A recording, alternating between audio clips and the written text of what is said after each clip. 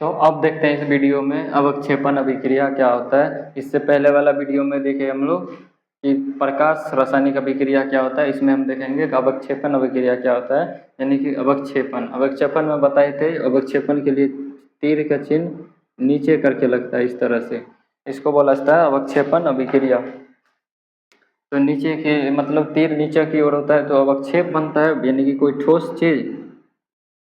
और अगर तीर ऊपर की ओर होता है इसका मतलब वो होता है गैस होता है।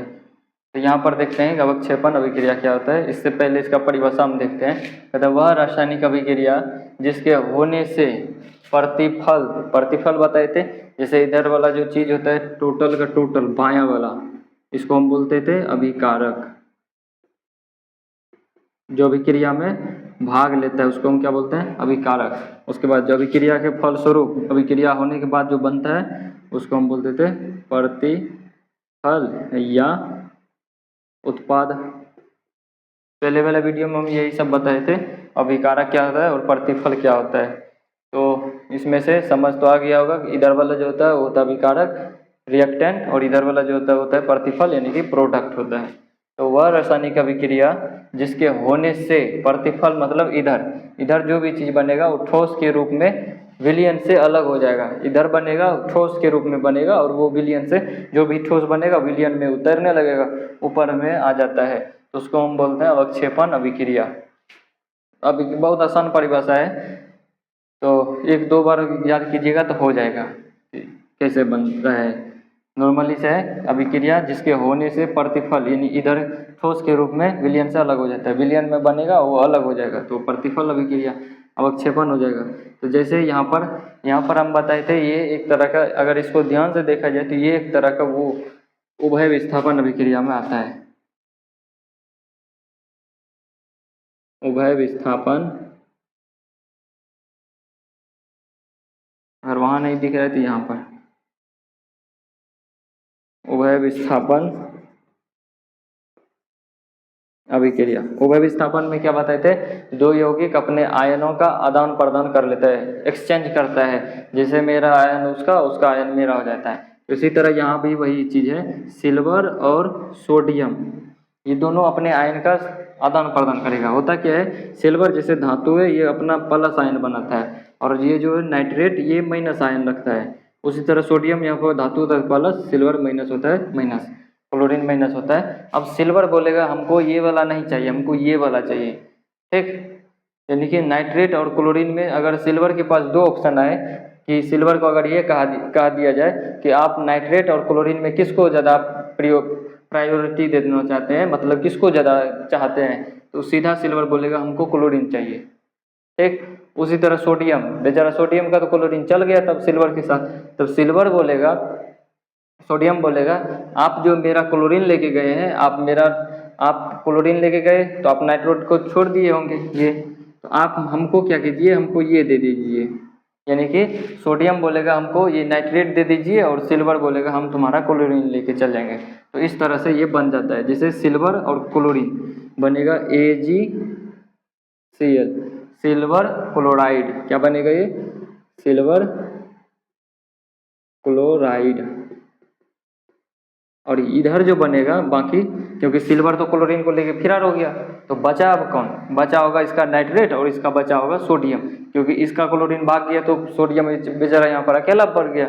और इधर इसका सिल्वर जो था पहले नाइट्रेट के साथ बैठा हुआ था, अब ने इधर नाइट्रेट के जगह पे इन्होंने क्लोरीन को उठा के ला लिया, तो नाइट्रेट तो बेचारा अलग हो गया ना इससे, क्योंकि उसके जगह पर क्लोरीन बैठ गया। तो नाइट्रेट बोलेगा हम आपके साथ नहीं रहेंगे, हम जा रहे हैं अब सोडियम के पास। तो यहाँ से ये आ जाएगा NaCl, ठीक। इस तरह से बनेगा ये NaCl और ये बनेगा अति NaCl नहीं बनेगा, यहाँ पर सोडियम के साथ नाइट्रेट आएगा ना, NaNO3 बन जाएगा, NaNO3 सोडियम नाइट्रेट, इसका नाम क्या पड़ेगा, सोडियम नाइट्रेट। कैसे हुआ आप देखें ना, अभी जैसे सिल्वर के साथ नाइट्रेट था और सोडियम के साथ क्लोरीन होता है, तो सिल्वर ने इसका क्लोरीन ले लिया। तो सिल्वर जैसे इसका क्लोरीन लेगा, सिल्वर के पास दो ऑप्शन आ गया ना, यहाँ पर नाइट्रेट हो गया और क्लोरीन हो गया। तो सिल्वर बोलेगा कि हमको नाइट्रेट बढ़िया नहीं लगता है। जब तक काम चलाने वक्त था ठीक ठाक था, सिल्वर के साथ नाइट्रेट अगर कोई नहीं है, अगर जैसे इनसे कोई ज़्यादा खूबसूरत आ गया, जैसे क्लोरीन इनसे ज़्यादा खूबसूरत है, तो ये सिल्वर जो होगा क्लोरीन को लेके भाग जाएगा, तो बना लेगा इधर जाके ये सिल्वर क्लोराइड। और ये जो सोडियम बचा बेचारा अकेला, ये भी बोलेगा जब उसको लेके भागिए गए तो आप नाइट्रेट को छोड़ दिए, हम आपका नाइट्रेट ही लेके चले जाते हैं। तो इस तरह से सोडियम उसका नाइट्रेट लेके सोडियम नाइट्रेट बनाता है, और इस तरह से ये सिल्वर क्लोराइड। और ये भागता है, जब बनता है तो ये एक तरह का थक्का जैसा बन जाता है, जो कि विलयन में तैरने लगता है। इस तरह से इसके लिए इस उल्टा तीर का इस्तेमाल किया जाता है, यानी कि अवक्षेप के रूप में एक दही के जैसा थक्का बन जाता है। और इसका रंग जो होता है सफ़ेद होता है। सिल्वर क्लोराइड का कैसा रंग होता है? सफ़ेद होता है, थक्का के जैसा, विलयन से अलग हो जाता है। इस तरह से जैसे अभिक्रिया हुआ तो इसमें जैसे कुछ लिक्विड होगा, इसमें ऊपर में इसे थक्का के जैसा जमा हो जाएगा। तो इस तरह से ये अभिक्रिया होता है। उसी तरह दूसरा अभिक्रिया अगर देखें तो कॉपर सल्फेट, कॉपर है ये तांबा और इसके साथ सल्फेट बैठा हुआ है, और यहाँ पर है हाइड्रोजन और ये सल्फाइड। तो कॉपर क्या करेगा? यहाँ पर भी वही करता है, copper plus silver sulphur sulphate minus hydrogen plus ये सल्फाइड माइनस हाइड्रोजन सल्फाइड है, ये कॉपर सल्फेट है। तो आयन में देखेंगे तो प्लस प्लस, इसका भी 2 आयन, इसका भी 2 प्लस, कॉपर 2 प्लस होता है, सल्फेट 2 माइनस होता है। हाइड्रोजन प्लस होगा तो ये सल्फर माइनस होगा। अगर 2 हाइड्रोजन है तो 2 प्लस, और सल्फर का तो -2 होता ही। तो यहाँ भी वही करेगा। कॉपर जो है इसका ये प्लस वाला है, तो इसका अपना माइनस रहते रहते बोर हो जाता है एक तरह से। तो ये क्या करता है, कुछ अपना मतलब अपने माइनस को छोड़ के इसका माइनस के पीछे पड़ जाता है। तो ये अपना प्लस हमेशा माइनस के पीछे दौड़ता है। इस तरह से ये इससे अभिक्रिया करेगा। तो कॉपर के साथ बनेगा सल्फाइड CuS, ठीक। उसके बाद बचा क्या?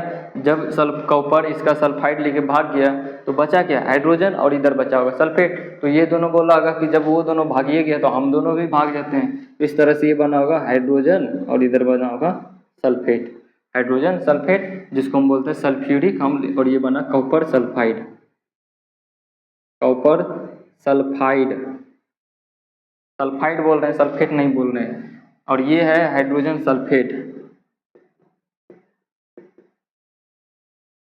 हाइड्रोजन सल्फेट, सल्फेट के लिए SO4 आता है, ठीक।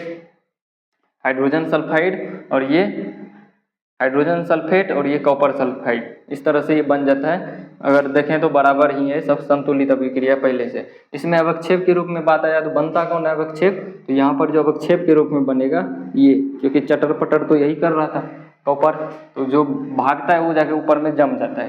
तो अभिक्रिया में ये अवक्षेप के रूप में यहाँ पर जमा हो जाता है। उसी तरह लेड नाइट्रेट, लेड और नाइट्रेट, इसका जब देखेंगे लेड नाइट्रेट और पोटेशियम आयोडाइड, तो इसमें भी लेड वही कम करता है कि लेड प्लस रहता है, ये माइनस रहता है। उसमें भी पोटेशियम प्लस रहता है, आयोडीन माइनस रहता है। तो ये क्या करेगा? लेड इसके आयोडीन को लेके भाग जाएगा, बोलेगा चलो मेरे साथ, तो बनाएगा PbI2, lead iodide, lead iodide. अब बचा क्या? पोटेशियम के साथ नाइट्रेट बचा हुआ, क्योंकि जब लेड जो था इसका माइनस लेके भाग गया, अपने वाला माइनस से इसको कोई फर्क नहीं पड़ेगा, इसका माइनस को लेके फिरार हो गया, तो लेड आयोडाइड को लेके भाग गया। तो बचा यहाँ पर क्या? इसका बचा पोटेशियम, बेचारा पोटेशियम अकेले बच गया। ये बोलेगा मेरा कहाँ गया, वो बोलेगा भाग गया लेके, तो ये बोलेगा हम भी उसका लेके भाग जाएंगे। तो ये पोटेशियम जो होगा इसका नाइट्रेट को लेके भाग जाएगा। तो भागेगा तो होगा क्या? ये K होगा, पोटेशियम धातु को पहले लिखा जाता है और धातु को बाद। तो ये पोटेशियम है, उसके बाद ये नाइट्रेट आ जाएगा, तो KNO3 पोटेशियम नाइट्रेट, ठीक। इस तरह से लगेगा। यहाँ पर आयोडीन 2 था, यहाँ पर 1 था, यहाँ पर 2, यानी इसका मतलब यहाँ पर 2 लगेगा। अगर 2 पोटेशियम है तो यहाँ पे हमको 2 करना पड़ेगा, और 2 तिया के 6 हो जाएगा, यहाँ पे 2 तिया 6 हो जाएगा। इस तरह से ये बन जाता है, और इसका नाम पड़ेगा पोटेशियम, और ये नाइट्रेट।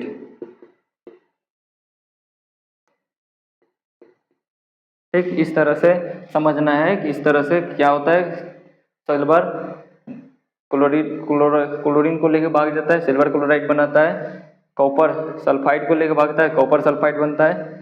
लेड आयोडीन के लेके भागता है, लेड आयोडाइड बनता है। अब सोचो भागा कौन, लेड भागा किसको लेके, आयोडीन। जो पहले भागता है वो बन जाता है अवक्षेप के रूप में। तो इसमें लेड आयोडाइड जो होगा ये बना होगा अवक्षेप, और इसके लिए इस तरह का तीर, उल्टा तीर का प्रयोग किया जाता है, यानी कि ये भी ऊपर में जाके जम गया, भागेगा तो ऊपर में जाके जम ही जाएगा, भागो कहाँ भागता है। और ये दोनों बेचारा इधर बैठा हुआ है। उसी तरह बेरियम के साथ क्लोराइड है, बेरियम क्लोराइड लिख देते हैं आप, बेरियम क्लोराइड। और यहाँ पर है सोडियम के साथ सल्फेट, सोडियम सल्फेट। बेरियम के साथ क्लोराइड और सोडियम के साथ सल्फेट, इसमें भी वही होगा, बेरियम प्लस बनेगा, क्लोरीन माइनस बनेगा, सोडियम प्लस बनेगा, क्लोरीन सल्फेट माइनस बनेगा। आयन होता है, धातु होता है, तो धातु के पास प्लस होता है। क्यों होता है प्लस, इसके बारे में बताए थे। जो दान देता है वो हमेशा प्लस होता है, धनी आदमी दान देता है, क्योंकि गरीब के पास तो पैसा होता ही नहीं दान देने के लिए। तो ये धातु है, धातु ने अपना इलेक्ट्रॉन दान किया था, इसलिए प्लस दिखा था ये। तो ये क्या करेगा, अपना वाला माइनस को छोड़ देगा ये, और ई चलेगा इसके साथ, ई वाला माइनस को बोलेगा चलो मेरे साथ। तो इस तरह से ये उठाएगा या इसके साथ आएगा, तो ये बनेगा barium sulphate, BaSO4, barium sulphate. और ये जो सोडियम बचा ये भी क्या करेगा, ये भी इसका क्लोरीन लेके भाग जाएगा, तो ये बनेगा NaCl। क्योंकि यहाँ पर 2 सोडियम है, यहाँ पर 2 क्लोरीन है, इसलिए 2 NaCl आएगा, 2 सोडियम और 2 क्लोरीन, इस तरह से बनेगा। यहाँ पर भी अवक्षेप के रूप में कौन दिखेगा, ये और या ये, इन दोनों में कौन दिखेगा, तो ये दिखेगा, क्योंकि भागा तो यही था। इस तरह से इसमें दिखता है ये। तो यहाँ पर ये अवक्षेप के रूप में दिखेगा, यहाँ पर लेड आयोडाइड दिखेगा, यहाँ पर कॉपर सल्फाइड दिखेगा, यहाँ पर सिल्वर क्लोराइड दिखेगा, यहाँ बेरियम क्लोराइड, बेरियम सल्फेट। इस तरह से ये अभिक्रिया यहाँ पर संपन्न होता है, क्योंकि अवक्षेपण अभिक्रिया में साफ सुथरा कहा गया था, प्रतिफल के रूप में ठोस बनता है। तो इधर प्रतिफल दिखाई दे, यहाँ पर प्रतिफल इधर ही बनता है, दायां साइड, हमेशा बायां साइड अभिकारक होता है। तो उसमें से ये जो अवक्षेप बना ठोस के रूप में, ये ऊपर में जमा हो जाता है। तो इस तरह से अगर कहीं दिक्कत है तो कमेंट में पूछ लीजिएगा, हम उसको एक्सप्लेन कर देंगे। ठीक है, इसको यहीं पर रोकते हैं।